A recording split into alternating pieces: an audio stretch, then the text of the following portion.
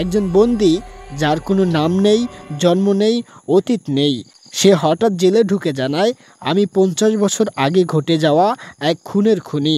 এই লাইনটা দিয়েই শুরু হয় কারাগার। আর এরপর আপনি নিজেই হয়ে যাবেন সেই জেলের আরেকটা নীরব দর্শক। Story line. জেলের সেল নম্বর 50, যেটা বহু বছর বন্ধ ছিল। হঠাৎ একদিন এক অজানা মানুষ সেখানে হাজির হয়। কে সে? কিভাবে এলো?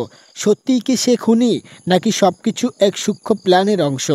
এভাবেই ধীরে ধীরে গল্প মোড় নেয় অতীতে, অপরাধ আর স্মৃতির ধোঁয়াশা দিয়ে ঘেরা এক গোড়লাগা থ্রিলারে। উনি যা বলছে তা মিথ্যা না। এবারে performance.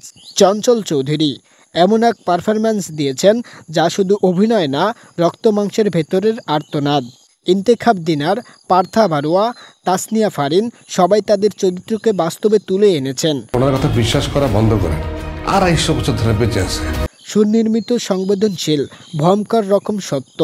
Sound and visuals. Background score টেনশনকে দম আটকে দেওয়ার মতো করে তোলে। এক একটা ফ্রেম, এক একটা চুপচাপ চিৎকার।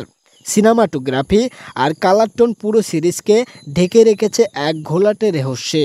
কারাগার সেই থ্রিলার সিরিজ যেটা আপনি দেখে চুপ থাকবেন, কিন্তু ভিতরে ভিতরে একটা প্রশ্ন জ্বলে যাবে। সত্যি বলতে, আমরা কি আমাদের অতীত থেকে মুক্তি পেতে পারি? এটা শুধু একটা গল্প না, এটা স্মৃতি, বিচার, অন্যায় আর নিঃসঙ্গতার গল্প। আমার পক্ষ থেকে আপনাদের জন্য একটা প্রশ্ন থাকবে। কখনো কি এমন কোনো মানুষকে দেখেছেন যে নিজের দুঃখ, অপরাধ একা বয়ে বেড়ায়? কমেন্টে লেখো আর শেয়ার করো তোমার সেই বন্ধুদের যাদের এই সিরিজ এখনই দেখা উচিত। শেয়ার করো যদি বিশ্বাস করো একটা সত্যি গল্প মিথ্যার ভেতরেই সবচেয়ে ভালো লুকায়। আর এরকম নতুন নতুন মুভি বা সিরিজের রিভিউ জানতে আমার এই চ্যানেলটি সাবস্ক্রাইব করে আমাদের পাশেই থাকুন। সম্পূর্ণ ভিডিওটি দেখার জন্য আপনাকে অসংখ্য ধন্যবাদ।